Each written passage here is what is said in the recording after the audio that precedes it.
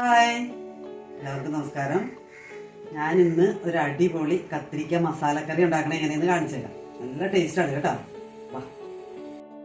അപ്പോൾ അത് ചെയ്യാനായിട്ട് ഞാനിതാ കത്തിരിക്ക, വഴുതനങ്ങ, ബ്രിഞ്ചാൾ എന്നൊക്കെ പറയുന്ന ഈ കളറിലുള്ള ചെറിയ സൈസ് വഴുതനങ്ങ വേണം കേട്ടോ എടുക്കാൻ.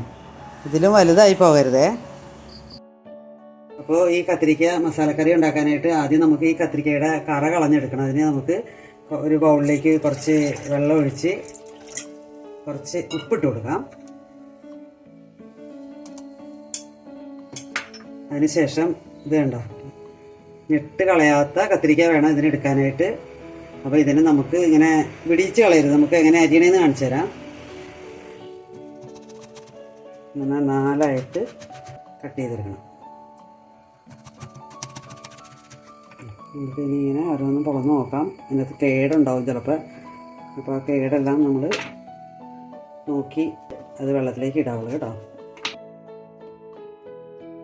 അങ്ങനെ എല്ലാം നമുക്കിങ്ങനെ അരിഞ്ഞ് ഇങ്ങനെ 4ആയിട്ട് വളർന്നെടുത്താൽ മതി.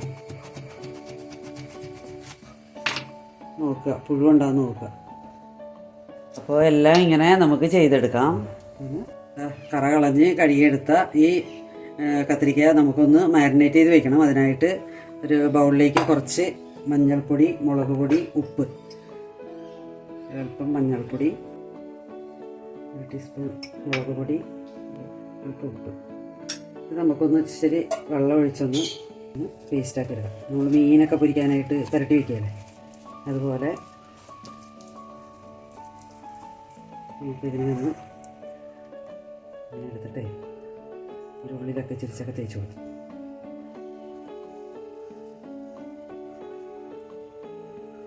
എല്ലാ വശവും 4 സൈഡും ഓരോ കഷ്ണത്തിൻ്റെയും 2 സൈഡും മൊത്തമായിട്ട് ഇങ്ങനെ ഒന്ന് പുരട്ടി കൊടുക്കും.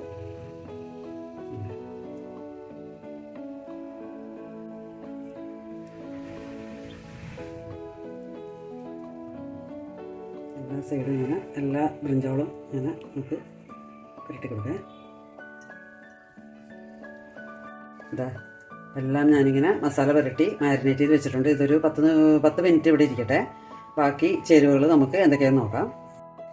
അപ്പോൾ നമുക്കിത് തളിക്കാൻ വേണ്ട ചേരുവകൾ ഒരു 2 സവാള വേണം, 2 തക്കാളി വേണം, 2-3 പച്ചമുളക്, ഒരു കഷ്ണം ഇഞ്ചിയും, ഒരു 5-10 വെളുത്തുള്ളി. ഈ വെളുത്തുള്ളി ഇഞ്ചി നമുക്ക് നല്ലപോലെ അരച്ച് പേസ്റ്റ് ആക്കി എടുക്കണം. ബാക്കിയെല്ലാം നമുക്ക് ചെറുതായിട്ട് അരിഞ്ഞെടുത്താൽ മതി. പിന്നെ വേണ്ടത് മുളക് പൊടി, മഞ്ഞൾപ്പൊടി, മസാലപ്പൊടി, പിന്നെ നമുക്ക് കുറച്ച് മുഴുവൻ മസാലകൾ ഇങ്ങനെ പൊട്ടിക്കാനായിട്ട്, പിന്നെ വെളിച്ചെണ്ണ. ഇത്രയും സാധനങ്ങൾ മതി. വളരെ പെട്ടെന്ന് നമുക്ക് ചെയ്തെടുക്കാം. അപ്പോൾ നമുക്ക് ഇതൊക്കെ ഒന്ന് അരിഞ്ഞെടുത്തിട്ട് വരാം. ഇതാ എല്ലാം ഞാൻ അരിഞ്ഞെടുത്ത് വന്നിട്ടുണ്ട്. നമുക്കിനി ഇത് ആദ്യം ഈ വഴുതനങ്ങയെ ഒന്ന് എണ്ണയിലിട്ടൊന്ന് ഫ്രൈ ചെയ്തെടുക്കണം. അതിനുശേഷം നമുക്ക് താളിക്കാൻ തുടങ്ങാം. കറി ചെയ്യാനായിട്ട് ഒരു കടായി അടുപ്പത്ത് വെച്ചിട്ടുണ്ട്. ആദ്യം നമുക്ക് കുറച്ച് വെളിച്ചെണ്ണ ഒഴിച്ചു കൊടുത്ത് ഈ കത്തിരിക്ക ഒന്ന് വാട്ടിയെടുക്കണം. എണ്ണ ചൂടാകുമ്പോൾ നമുക്ക് ഈ കത്തിരിക്ക ഓരോന്ന് ഇതിലേക്ക് ഇട്ട് കൊടുക്കും.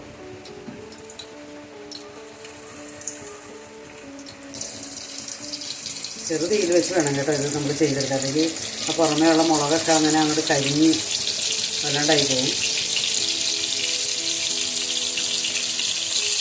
നമുക്കൊന്ന് മൂടി വെച്ച് വേവിക്കാം.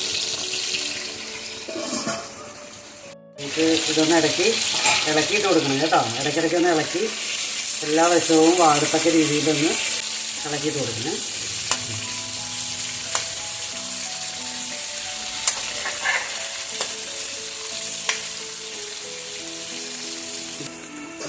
നെയ്യ പുരട്ടി വെച്ചിരുന്ന ബാക്കി മസാലയിലേക്ക് നമുക്ക് കുറച്ച് മഞ്ഞൾപ്പൊടിയും കുറച്ച് മുളക് പൊടിയും ഒരു 2 എരിവിനാവശ്യമായിട്ടുള്ള മുളക് പൊടി, പിന്നെ ഒരു അല്പം മസാലപ്പൊടി, ഒരു 3/4 ടീസ്പൂൺ മതി.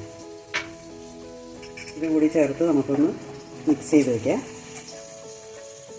അത് സവോളയും പച്ചമുളകും വാടി വരുമ്പോൾ വേണം നമുക്കിത് ചേർത്ത് കൊടുക്കാം. ഇത് അല്പം വെള്ളം ഒഴിച്ച് കൊടുക്കാം.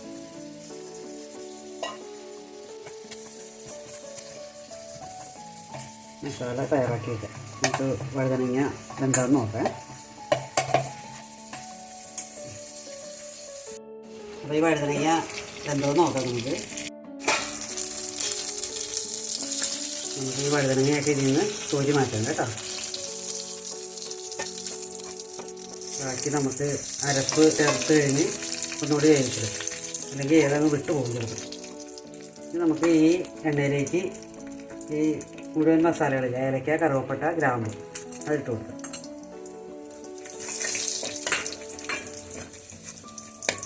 തീ കൂട്ടി വയ്ക്കാത്ത ഈ മുളക് ഇതിനകത്ത് കിടക്കുന്നത് കരിഞ്ഞു പോകും. തീ കുറച്ച് വെച്ച് തന്നെ അത് ചെയ്യണേ.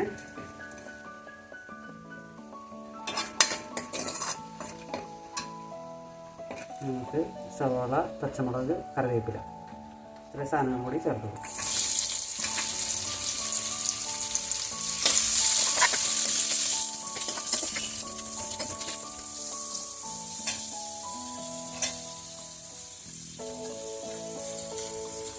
അല്പം ഉപ്പിട്ട് കൊടുക്കാം.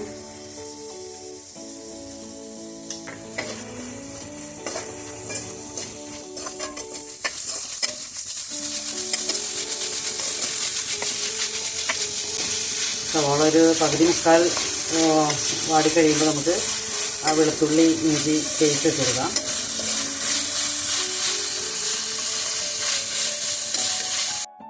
നമുക്ക് ഈ ഇഞ്ചി വെളുത്തുള്ളി അരച്ച് വെച്ചിങ്ങനെ ഇട്ട് കൊടുക്കാം.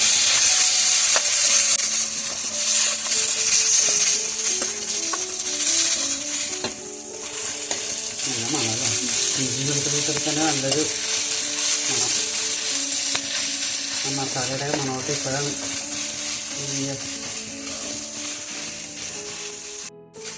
സവാളയൊക്കെ വാടിയിട്ടുണ്ട്. നമുക്ക് ഈ അരപ്പ് ചേർത്ത് കൊടുക്കാം.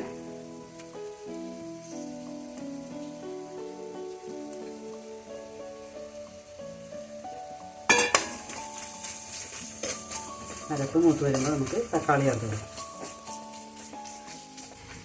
എല്ലാവരും ഇതൊന്ന് ചെയ്ത് നോക്കണം കേട്ടോ, നല്ല ടേസ്റ്റുള്ള കറിയാണ്, മിസ്സാക്കരുത്. വെജിറ്റേറിയനിലെ ഒരു നോൺ വെജാണ്. നോൺ വെജ് കറി കൂട്ടാൻ പറ്റാത്തവർക്ക് ആ രുചിയിൽ കൂട്ടാൻ പറ്റുന്ന ഒരു കറിയാണ്. മസാലയൊക്കെ ചേർത്തേക്കണോണ്ടേ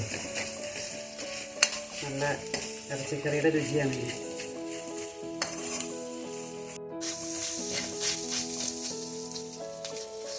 മുളകൊക്കെ മൂത്ത് വരുമ്പോൾ നമുക്ക് തക്കാളി ഇട്ട് കൊടുക്കാം കേട്ടോ. ക്ഷമ വേണം, ഇതൊക്കെ ഓരോന്നോരോന്നോരോന്ന് ഇങ്ങനെ മൂപ്പിച്ചെടുക്കാനായിട്ട് കുറച്ച് ക്ഷമ വേണേ.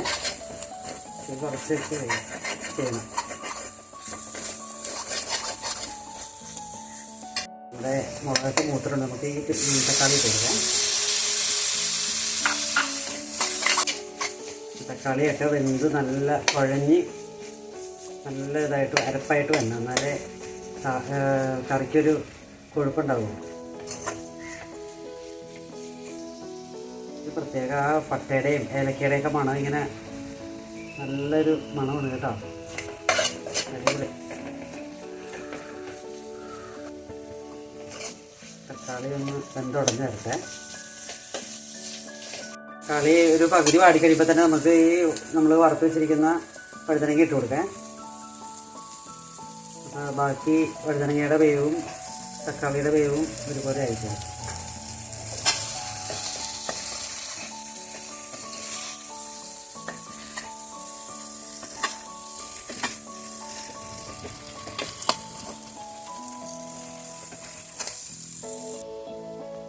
ഒരല്പം വെള്ളം ഒഴിച്ചു കൊടുക്കാം. അരപ്പൊന്ന് ലൂസാകാനായിട്ട് ഒരല്പം വെള്ളം ഒഴിച്ചു കൊടുക്കണം കേട്ടോ.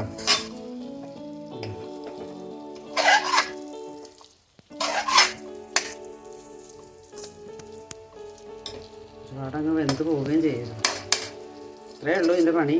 നമുക്കിനി ഫൈനലായിട്ടൊരു സീക്രട്ട് ഇൻഗ്രീഡിയൻസും കൂടി ഉണ്ട്. അത് ഞാൻ മുന്നേ പറഞ്ഞിട്ടുള്ളതാണ്. തക്കാളി കറി ചെയ്യുമ്പോൾ നമ്മൾ ഒരു നുള്ള് ഷുഗർ അല്പം ഇടാവട്ടെ, ഒരുപാടൊന്നും ഇടരുത്, മാത്രം ഇത്ര മതി.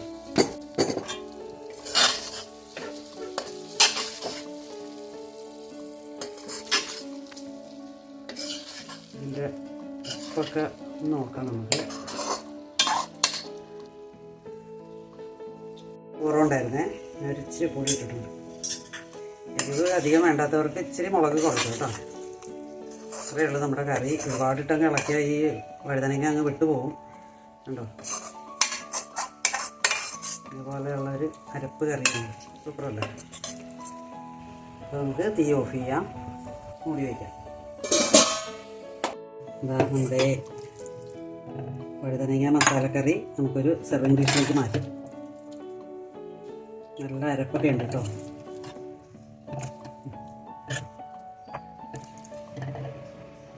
ഒരുപാട് വെന്ത് പോയാൽ അത് ഇതുപോലെ അങ്ങ് കുഴഞ്ഞു പോകും. എപ്പോഴും ഒരേപോലത്തെ വഴുതനങ്ങ എടുക്കാൻ നോക്കണം കേട്ടോ, അല്ലെങ്കിൽ ചെറുത് പെട്ടെന്ന് അങ്ങ് വെന്തും പോവും, വലുത് വേകാതെ ഇരിക്കും.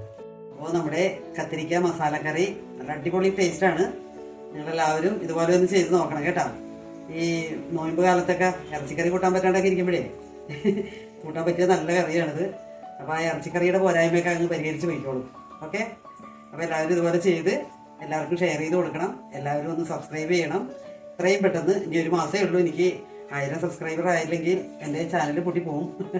അപ്പോൾ നിങ്ങളെല്ലാവരും ഒന്ന് ഷെയർ ചെയ്ത് കൊടുത്ത് അവരെ കൊണ്ടൊക്കെ ഒന്ന് സബ്സ്ക്രൈബ് ചെയ്ത് ഓൾ എന്നുള്ള ഓപ്ഷനും കൂടി അടിക്കണേ. Okay, thank you.